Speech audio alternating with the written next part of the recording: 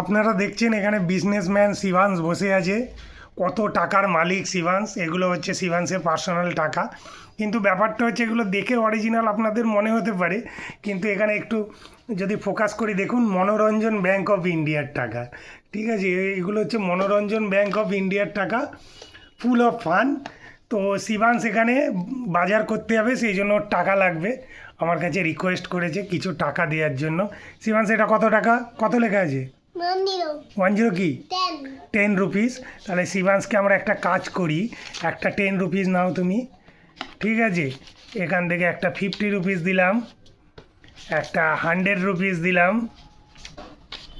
একটা 200 দিই, আর একটা 500 দিই।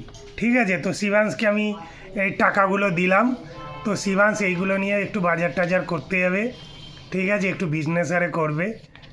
তো পড়াশোনার সঙ্গে বিজনেস একটু মেন্টালিটিও রাখতে হবে এখন থেকে, কারণ সবাই এখন স্টার্ট আপ করছে।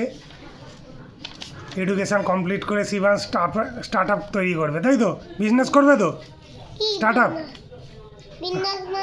বিজনেস মানে ওই যে তুমি বলছিলে বাদাম বিক্রি করছিলে না, কি করছিলে, ওরকম ধরো একটা বড় কোম্পানি খুলবে।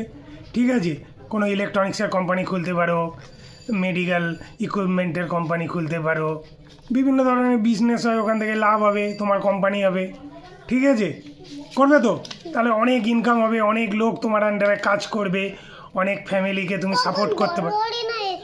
এখন কি করে করবে? বড় হতে হবে, আগে এডুকেশান কমপ্লিট করতে হবে, তারপরে হবে। ঠিক আছে, টাটা বলে দাও। হুম, ঠিক আছে।